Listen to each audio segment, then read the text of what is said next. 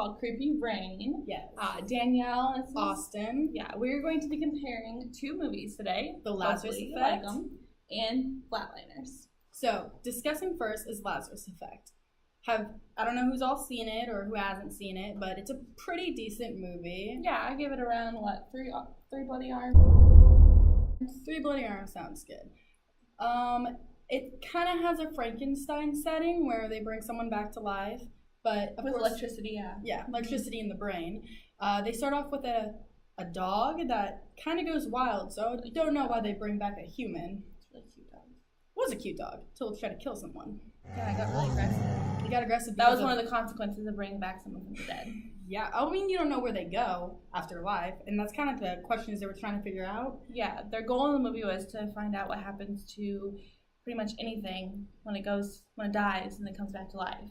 But so, like the afterlife. Yeah, but the main scientist's wife died trying to do the experiment because she left her ring on. Yeah. And he got so panicked and worried about it that he brought her back to life after she died. Yeah, he totally let his emotional connection to his wife cloud his judgment, and he brought her back to life. Even though the whole team was against it, he made them do it, and in the end, it affected everybody. Yeah, it really did.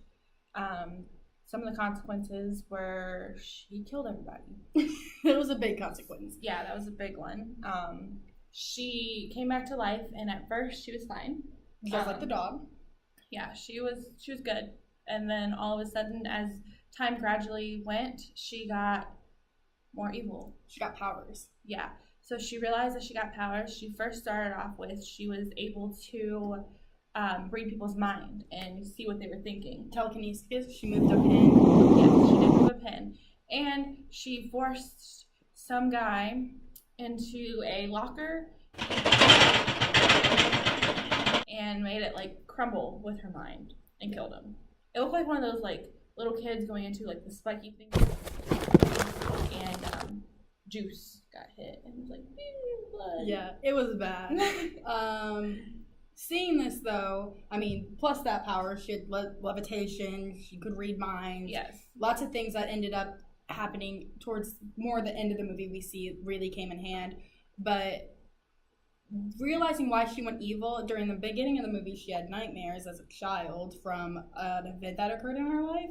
Yeah, she, when she was a little kid, she was living in this apartment building, and she set the apartment building, or her neighbor's apartment, on fire. And they were trapped inside, and she was standing on the door outside, and she could see the hands scratching from underneath the door. She was too paralyzed with fear to open it. Yeah. So this has been haunting her whole entire life. And we see in the beginning of the movie that she had nightmares from it, reoccurring nightmares of the same nightmare of her watching the people's hands underneath the door. This really played into effect when she was brought back to life, because we find out that while she was gone in the other life, she was actually in that dream, in prison basically, for years. It wasn't the half hour she was gone, it was centuries. It was her hell, to be honest. And when they brought her back to life, that's what she had the memory of. And it wasn't clear who or what made her go crazy, if she was possessed or if it was just her own craziness. But no one knows if she was possessed from a demon from hell or if she was just going crazy because she tried her whole life to be good and stuff, and she still ended up in hell. Yeah, I think that played a big role in that reason that she was killing everyone. Yeah. And then her husband tried to trick her and say that he loved her and stuff, and we found out from the beginning that their relationship was rocky because he cared more about the experiments than he did his wife. And then she became the experiment. Yeah, when she died. A little more interested in her. Yeah, and he tried to trick her to calm her down so she wouldn't kill people. And she was able to read his mind, and she found out that he was just trying to stick a syringe in her. And so she stuck a syringe in him and killed him. Yeah, fortunate. A big part of the movie was there was a female scientist. No, she was a camera filmer. Yeah. Mm-hmm. And she actually went into the dream state that Zoe had kept having, and she actually got scratch marks from this.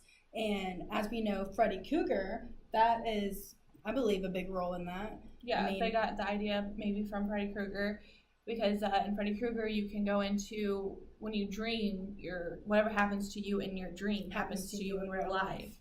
Another big aspect was that she was actually able to force Zoe to open the door. Oh yeah, which really helped release Zoe. It helped her get past the fear and kind of make her leave her hell, to say, because she was able to get over the sadness of her not being able to save her neighbors. Yeah. So in the Flatliners, we have a similar plot. Yes. This group of doctors want to bring back someone from the dead, but they do not focus on an animal, they focus on a real person. Around trying to get one of his best friends to bring him back to life. And his best friend says that he doesn't want to be a part of it. But he ends up making the guy friend a part of the bringing back to life, and they end up bringing the man back to life. This is similar with the Lazarus effect, because in both cases they have close relationships with the person that's dying and coming back to life, which really makes a different effect rather than a dog having it as a person with emotions that you're attached to. Yes, and also in Flatliners, they also have the paranormal consequences. They have dreams about their sins from their childhood. This is also related to the Lazarus effect, when Zoe was having those dreams about the burning door. The Flatliners, they had dreams. I remember this one where this little kid was cussing out, when he was getting cussed out, that it was just telling everything that was bad about him from this little kid. Hey! Hey, Fellatio! Got a match? Well, I do. Your face to my ass.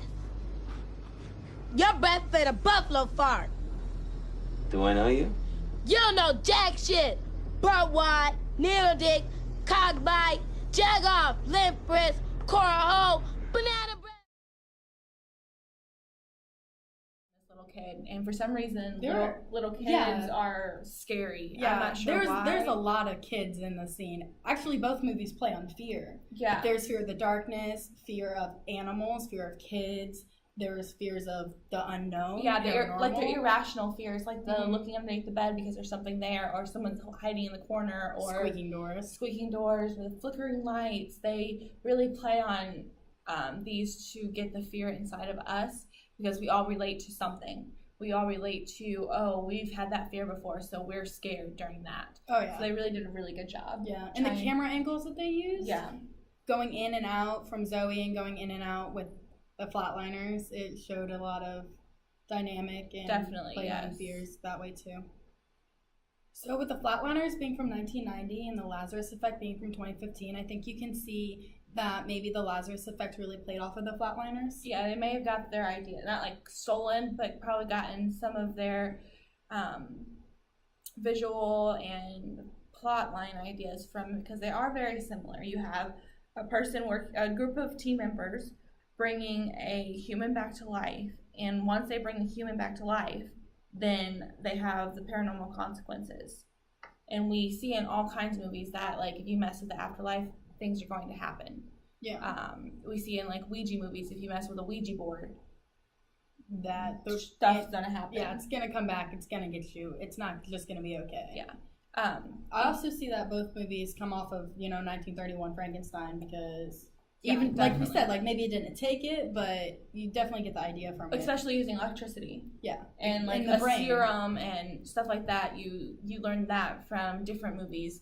So Frankenstein is a really big aspect. So all these scary movies, Frankenstein, Freddy Krueger, even Flatliners, led up to the Lazarus effect now in 2015. You can see the backstory on the movies. Definitely. Yeah. Yeah, you can see how each of these movies have its own place in the Lazarus effect. These were the building blocks for Lazarus effect to be so successful. Yeah, and I think most can say that the movies in the past were maybe better than Lazarus Effect, maybe because we already know what's going to happen in the Lazarus Effect. There's a lot of foreshadowing. There's a lot of, you can just guess what's going to happen. You can guess Zoe's going to kill him. It's very predictable, especially when you have the camera and a flashlight. Something's going to pop out.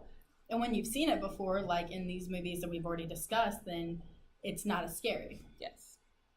Also, the effects, you can definitely tell that the 2015 effects were definitely better than the 1990 effects. So, in reality, I think that the Lazarus Effect was better than Flatliners. I think that does play a role in making a scary movie better, because you do have people like us in our generation who's going to think that better effects and better lighting and better camera quality is going to be a better movie than when you can clearly see, say, Frankenstein throwing a girl into the pond. It's not going to be as scary for us because we see how fake it is. Yeah, especially compared to Zoe levitating or Zoe moving something with her mind. Yeah. Physically seeing it and actually like seeing that like she could do it herself without the strength of having muscles, it really plays a part in our mind too. Oh, definitely. Yeah, definitely brings out the fear in you.